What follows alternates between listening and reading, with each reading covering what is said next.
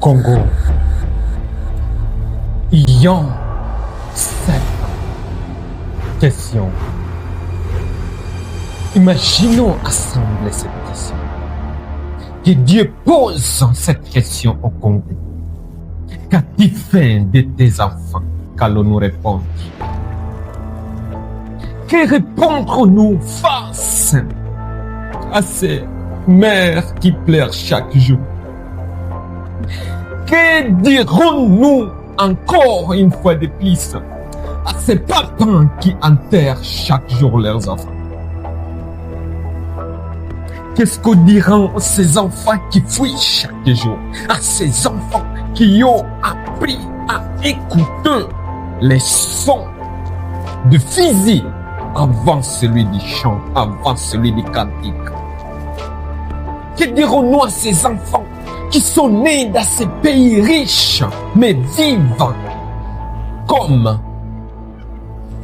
des rescapés, des fugitifs, des fainéants, de rien? Le Congo ressemble aux paraboles qu'a donné Jésus, d'un homme qui descendait de Jérusalem à Jéricho. La Bible nous dit que cet homme-là qui était en train de descendre, numéro 1, il a été attaqué. Numéro 2, il a été dépouillé. Numéro 3, il a été frappé. Et en fin de compte, il a été laissé pour un mort. Quand je vois le Congo, je vois cette image au Congo. Le Congo a été frappé. Le Congo a été dépouillé. Le Congo que nous vivons aujourd'hui a été laissé au bord même de l'histoire. Le Congo a été laissé au bord du chemin de l'histoire. Mais en réalité, qui parle encore du Congo, devant ces blessures, qui s'arrête encore. On ne s'arrête que devant le Congo quand on parle de ses richesses. Toi-même, regarde. Qui parle aujourd'hui du Congo quand les enfants pleurent, quand ces villages sont détruits, quand les femmes sont traumatisées, quand les enfants sont déplacés, qui parle encore. Frère, je dois vous dire la vérité. Derrière les statistiques qu'on vous donne, il y a des visages, il y a des vies, il y a des vies. Le problème, nous sommes habitués à des chiffres. On dit, il y a des milliers qui sont morts. Et nous continuons notre journée. Mais derrière chaque chiffre, il y a un visage. Derrière chaque chiffre, il y a un rêve.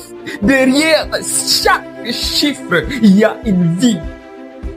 Derrière chaque chiffre, il y a une mère qui ne sait plus appeler son enfant, qui veut encore l'appeler mon fils, mon fils, mon fils, mon fils. Il y a une chaise vide dans la maison. Il y a un lit qui ne sera pas. Congo, Congo. Congo, où sommes-nous? Mais j'ai une bonne nouvelle pour vous les Congolais. J'aimerais vous dire ceci. Le monde entier, j'aimerais vous dire ceci. Quand une mère pleure dans le village, Dieu l'attend. Quand un enfant dort sans manger, Dieu voit. Quand une famille fuit la guerre, Dieu voit leur chemin. Alors, Congolais, écoutez ceci. Le plus grand danger pour vous n'est pas seulement la guerre. Le plus grand danger pour vous n'est pas seulement la famine. Le plus grand danger pour vous ne sont pas, je ne sais pas, la maladie. Non. Le plus grand danger des Congolais aujourd'hui, c'est perdre l'espoir. Perdre l'espoir. Le plus grand danger, c'est lorsque nous commençons à croire qu'il n'y a plus d'espoir. Quand les jeunes commencent à dire rien ne changera. Lorsqu'ils commencent à dire à quoi bon de rêver. Lorsque les citoyens disent nous sommes condamnés. Lorsque la nation cesse de prier. Lorsque le peuple cesse de prier pour la nation et parce que c'est fini. Satan ne veut pas seulement détruire le pays, il veut détruire même l'espérance des Congolais. Car un peuple qui n'espère pas, c'est un peuple qui est déjà vaincu. Alors, chers Congolais, arrêtez de dire c'est fini, arrêtez de dire il n'y a plus d'affaires. Non, arrêtez de dire cela. Parce que Dieu déclare dans le livre de Proverbes 13, verset 12, il dit, l'espérance différée la rend les cœurs malades, rend les cœurs malades. Satan veut convaincre aux Congolais que tout est fini, qu'il n'y a plus de l'espérance. N'accepte jamais ces mensonges-là, parce que Dieu déclare à Jérémie 29, le verset 11, et il va dire, car je connais les projets que j'ai formés sur vous, projets de paix et non de malheur, afin de vous donner un avenir et de l'espérance. C'est à vous, Congolais, il y a un avenir, il y a de l'espérance. Même quand nous voyons Dieu rire, Dieu voit. Les Israélites ont souffert pendant environ 400 ans. Ils ont commencé à désespérer peut-être. Ils ont commencé peut-être à croire que c'est fini. Mais Dieu va leur déclarer en Exode 3, le verset 7, et il va dire, je vis la souffrance de mon peuple qui est en Égypte. J'ai attendu les cris qu'il lui faut pousser ses oppresseurs, car je connais ses douleurs. Remarquez le verbe, je vis, j'ai attendu, je connais. Je vis, j'ai attendu, je connais. Dieu ne dit pas, on m'a raconté. Non, il dit, je vis, je connais. Je vis, j'ai attendu, je connais. Aujourd'hui, Dieu voit les déplacés du Congo. Aujourd'hui, Dieu attend les pleurs. Aujourd'hui, Dieu voit les douleurs des Congolais. Congolais, écoutez-moi. Monde, écoutez-moi. Mais entrez pas dans ces dangers-là. De parler trop du Congo, ça plairait pour les Congos. Dans la Bible, il y a un prophète qu'on appelle Jérémie. Ce prophète-là, on l'a appelé le prophète de plaire. Nous avons besoin aujourd'hui de Congolais Jérémie. Comment ça? Jérémie lui-même a écrit dans le livre de Jérémie 9, le verset 1, il a dit, oh, si ma tête était remplie d'eau, si mes yeux étaient une source de larmes, je pleurerais jour et nuit les morts de la fille de mon peuple. Voilà un homme qui aimait tellement son pays qu'il ne pouvait pas retenir ses larmes. Question, qu'avons-nous pleuré pour notre pays, cher peuple, pour la dernière fois? Qu'avons-nous pleuré pour nos problèmes personnels, chers Congolais? Est-ce que nous pleurons pour notre nation? Est-ce que nous pleurons pour notre nation? Jérémie était appelé le prophète de l'armée. Pourquoi? Parce qu'il aimait son pays. Parce qu'il aimait son pays. Les vrais patriotes ne sont pas ceux qui crient plus fort, ce sont ceux qui pleurent plus profondément. Alors, aujourd'hui, beaucoup critiquent les Congos, mais combien prient pour les Congos? Combien intercèdent pour les Congos? Combien gênent pour les Congos? Combien demandent à Dieu, Seigneur, guéris notre tort? Il est facile parfois de maudire une nation. Il est aussi parfois plus difficile de la porter dans la prière. Alors, Congolais, écoute-moi. Dieu n'a pas oublié notre pays. Dieu n'a pas perdu la trace de notre pays. Dieu connaît encore le nom de notre pays. Lorsque les hommes oublient le Congo, Dieu, lui, le voit. Lorsque les dirigeants échouent, Dieu, lui, demeure. Lorsque les systèmes se fondent, Dieu, lui, est assis sur son trône. Alors, le même Dieu qui a ouvert la mer Rouge, le même Dieu qui a relevé les Israélites, le même Dieu qui a ressuscité Lazare, peut encore agir aujourd'hui pour vous, pour nous, peuple congolais. Imagine une fois tous les mères qui ont perdu leurs enfants, tous les mères qui attendent leur retour sans savoir s'ils viendront. Ils sont quelque part dans un endroit précis.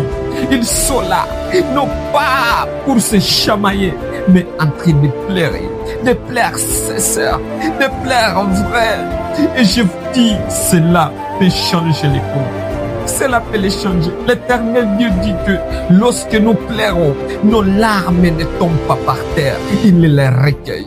Il les recueille. Il les recueille. Il les recueille.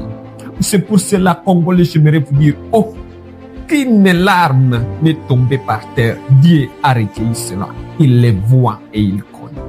Alors, Congolais, vous qui voulez un grand réveil, laisse-moi vous dire que le réveil ne commencera pas aux États-Unis. Le réveil ne commencera pas en Europe ni en Asie. Le réveil ne viendra pas, je ne sais pas, de trop loin, non. Le véritable réveil, transformation des Congolais, doit commencer dans les cœurs. Beaucoup de fois, nous crions, quand Dieu changera le Congo? Quand est-ce que Dieu changera le Congo? Mais Dieu aussi de sa part demande, quand les Congolais changeront-ils? Quand les Congolais changeront-ils? Laissez-moi vous dire, quand vous lisez à 2 Chroniques 7,14, l'Éternel Dieu dit, si mon peuple, ce qui est évoqué mon nom, s'humilie, prie, cherche ma face et se détourne de ses mauvaises voies, je l'exaucerai des ciels, je lui pardonnerai son péché et je guérirai son pays. Remarquez, Dieu ne dit pas si ses ennemis changent. Il dit si mon peuple. Le national commence toujours par une transformation personnelle. Nous attendons souvent un sauveur humain, mais Dieu commence souvent par transformer les cœurs. Le réveil congolais alors arrivera quand les Congolais réussiront à faire ces 4 pratiques. Numéro 1, car la corruption sera remplacée par l'intégrité. Chers Congolais, vous avez besoin que le Congo change. Alors, le secret numéro 1 pour cela arrive. J'ai une prophétie pour nous. C'est quand la corruption va enfin être remplacée par l'intégrité. Quand vous serez intègre personnellement, ça sera un des moyens de réveil des Congolais. Oui, même dans notre devise, il y a l'éternelle justice. L'intégrité, voilà le secret numéro 1. Tu veux la paix, commence par devenir intègre toi-même. Deuxièmement, le Congo va changer quand la haine sera remplacée par l'amour. Quand la haine sera remplacée par l'amour. Dans notre devise, il y a le terme paix, paix, paix. Lorsque nous allons abandonner la haine entre nous, Dieu, au commencement de la Bible, il y a une grande question qu'il a posée au premier-né de la terre appelé Caïn. Il lui a dit, où est ton frère? Ça, c'est le premier mot que Dieu va orienter vers ces enfants qui sont nés hors du jardin d'Éden. Le jour où les Congolais vont mettre à côté la haine et vivre dans l'amour entre les tribus, entre les langues, entre les dialectes, ce jour-là, le Congo va changer. Troisièmement, le Congo changera lorsque la vengeance sera remplacée par le pardon. Lorsque la vengeance sera remplacée par le pardon. Oui, beaucoup d'entre nous ne savent pas pardonner. Aujourd'hui, ils rêvent, trouver l'ennemi et le massacrer, trouver l'ennemi, le manger, trouver l'ennemi, le lapider. Mais je vous déclare, tant que nous avons cet esprit-là, le changement ne sera pas. Si mon peuple s'humilie vraiment. Aujourd'hui, je dis, si vous voulez que le Congo, notre pays, change, remplace la vengeance par le pardon.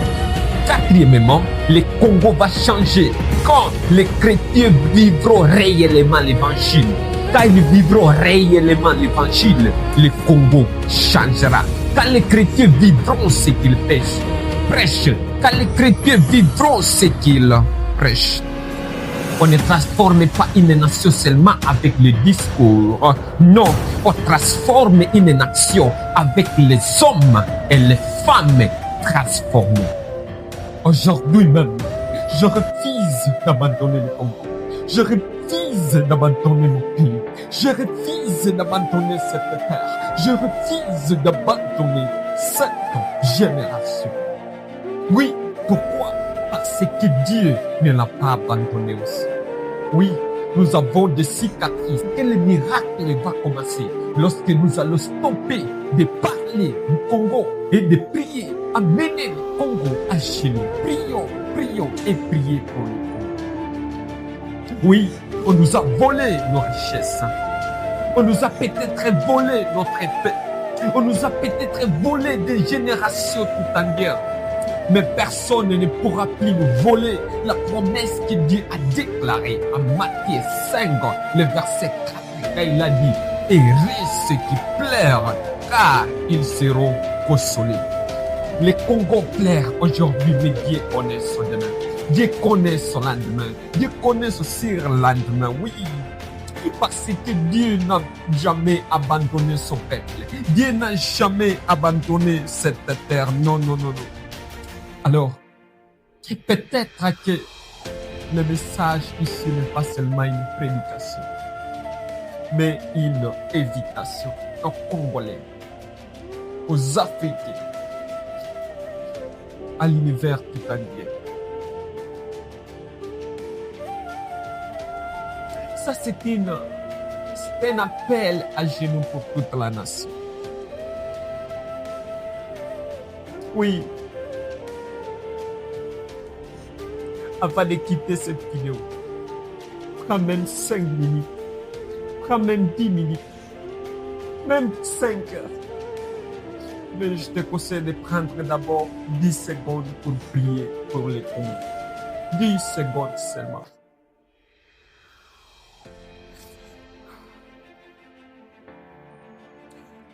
Oh Seigneur. Seigneur, viens relever les Congolais. Viens changer les Congolais. Viens changer notre mentalité. Tu nous vois, tu nous connais. Guéris, instruis, relève, console et pardonne tes enfants au nom de Jésus. Amen. Amen. Merci mon frère pour nous consacrer ce moment. Ici, c'est la chaîne Cri d'Espérance. Hope Scribe. Abonne-toi, partagez, commentez, aimez pour l'édification de plusieurs. Et tu nous aideras de cette façon à aider notre chaîne à grandir. Que Dieu vous bénisse.